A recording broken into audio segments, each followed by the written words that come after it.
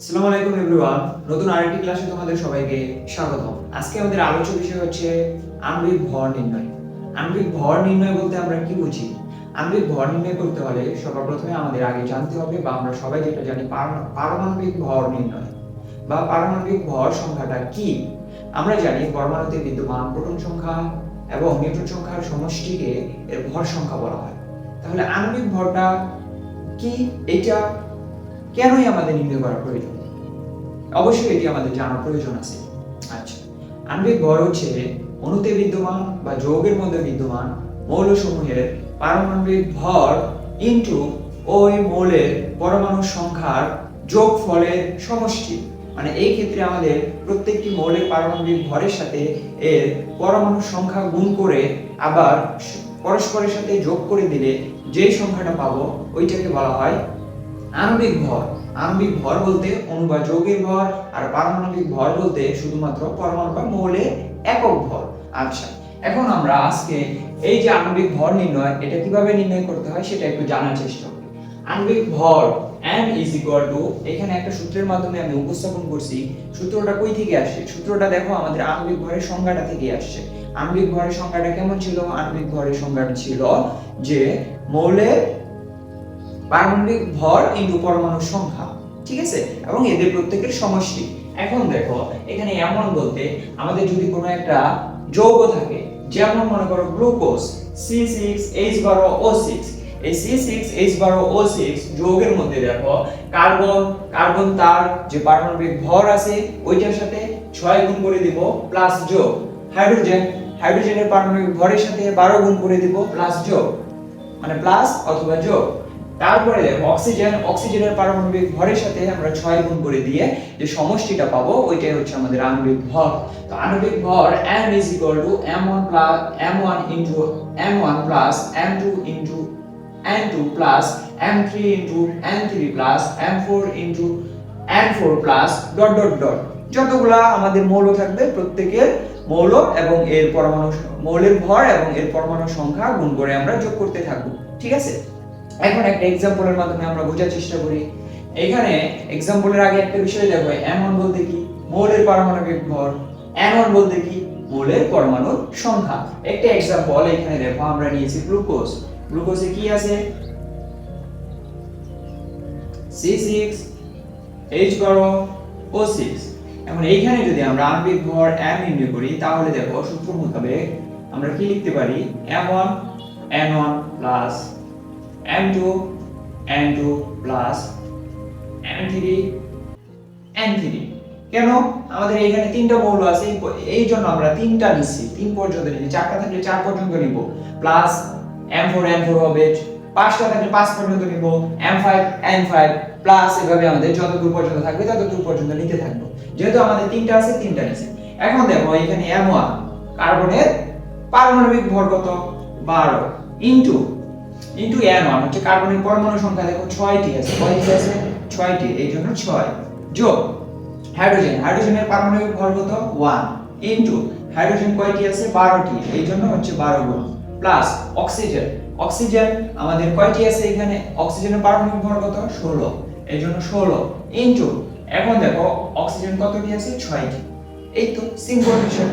এখন এদেরকে যদি তুমি একটু গুণ করে ক্যালকুলেশন করো তাহলে তোমাদের মান চলে আসবে। তাহলে হচ্ছে 12 * 6 72 প্লাস 12 কে 12 প্লাস হচ্ছে 16 * 6 96। এইটাকে ক্যালকুলেশন করলে 6 দিয়ে 8 8 আর 2 10 এ 0, হাতে আছে 1, 9 কে 10 11 আর সাথে হচ্ছে 180টা। এই হচ্ছে আমাদের গ্লুকোজের আণবিক ভর, ঠিক আছে। অনুরূপভাবে আমরা দেখতে পাচ্ছি কপার সালফেট এবং 5 পানি। হ্যাঁ, এটা জাস্ট হচ্ছে এটার মতোই একটু ডিফারেন্ট। হ্যাঁ, এটাও আমরা একটু। এখন দেখো আমাদের কপার সালফেট এবং 5 পানি এর আণবিক সংকেত নির্ণয় করব। কপার সালফেট এবং 5 পানি, এটাকে বলা হয় তুতে। হ্যাঁ, এখন এই তুতের আণবিক সংকেত কিভাবে নির্ণয় করতে হয় ওইটা আমরা একটু জানার চেষ্টা করব। এখানে তোমরা একটা বিষয় লক্ষ্য করতে পারতেছো, এখানে 5 একটা সংখ্যা আছে। এটা দেখে ঘাবড়ানোর কিছুই নাই, আমাদের বেসিক রুলসটা ফলো করব, তাহলেই হয়ে যাবে। দেখো এটার যদি আমরা আণবিক ভর নির্ণয় করতে চাই তাহলে কেমন হবে। কপার সালফেট এবং হচ্ছে 5 অনু পানি। এটার ক্ষেত্রে কি হবে, আমাদের আগের নিয়ম যে পরমাণুর ভর বা পারমাণবিক ভর, কপারের পারমাণবিক ভর হচ্ছে 63.5 ইনটু পরমাণু সংখ্যা। কপার এখানে কয়টা আছে? একটাই আছে, মানে কোনো সংখ্যা নাই, তার মানে এক আছে, একটা কপারই আছে, এইজন্য 1 যোগ সালফার। সালফারের পারমাণবিক ভর হচ্ছে 32 ইনটু সালফারের পরমাণু সংখ্যা কত? এইখানে কোনো সংখ্যা নেই, মানে হচ্ছে সালফার দেখো কয়টা? একটা, এই যে 1 যোগ অক্সিজেন। অক্সিজেনের পারমাণবিক ভর কত? 16। অক্সিজেনের পরমাণু সংখ্যা কত? 4টি, এই জন্য 4 গুণ হইল, যোগ। এখন দেখো এই যে এখানে যে আছে 5 অনু পানি, 5টা কার সাথে গুণ আছে? দেখো 5 এই যে যার যার সামনে থাকবে তার সাথে গুণ আছে, এই যে 5 গুণ। হ্যাঁ, কার সামনে আছে? দেখো 5 গুণ আমাদের হাইড্রোজেন এবং অক্সিজেন। এটাকে আরেকটু ভালোভাবে বোঝার জন্য এখানে একটা ব্র্যাকেট নিতে পারো। তাহলে দেখো 5 গুণ, আমরা ব্র্যাকেট নিয়ে নিলাম, হাইড্রোজেনের পারমাণবিক ভর হচ্ছে 1 গুণ এর পরমাণু সংখ্যা হচ্ছে 2টি যোগ অক্সিজেনের পরমাণুর ভর হচ্ছে পারমাণবিক ভর হচ্ছে 16 ইনটু অক্সিজেনের এইখানে পরমাণু সংখ্যা 1টি, দ্যাটস ইট। তারপরে এটাকে যদি একটু ক্যালকুলেশন করো, 63.5 রাখে দিলাম, যোগ মানে গুণ 1 63.5ই হবে, যোগ 32 এর সাথে 1 গুণ 32ই হবে, 16 এর সাথে 4 গুণ 4 16 64 যোগ। এখন দেখো এই যে 5 5 এর সাথে গুণ কি আছে? 5 এর সাথে গুণ দেখো এখানে আছে 2 একে 2, এখানে 2 যোগ হচ্ছে কত? যোগ হচ্ছে 16 কে 16। আচ্ছা, 2 একে 2 যোগ 16 কে 16, এইটা ক্যালকুলেশন করলে এখানে আমরা পাচ্ছি কত? 18। কত পাচ্ছি? 18। এখন এই লাইনে যদি ক্যালকুলেশন করো তাহলে আমরা এখানে কি পাবো? 63.5 যোগ 32, এগুলোকে এরকমই রেখে দিলাম, প্লাস 5 18 কত হয়? 5 18 5 অনু পানি, 5 8 40 শূন্য, হাতে আছে 4, 5 একে 5, 5 4 9 90 ইজ ইকুয়াল টু, এইটাকে যদি এখন ক্যালকুলেশন করো আমাদের মান আসতেছে 249.5 গ্রাম। তাহলে দেখো বিষয়টা কিন্তু, তাহলে একটা বিষয় লক্ষ্য করো, বিষয়টা কিন্তু কঠিন না, আমাদের জাস্ট বুঝতে হবে। এখানে 5 আছে, 5 আছে তো কি হয়েছে, আমরা আমাদের বেসিক রুলসটা অ্যাপ্লাই করলে হয়ে যাচ্ছে।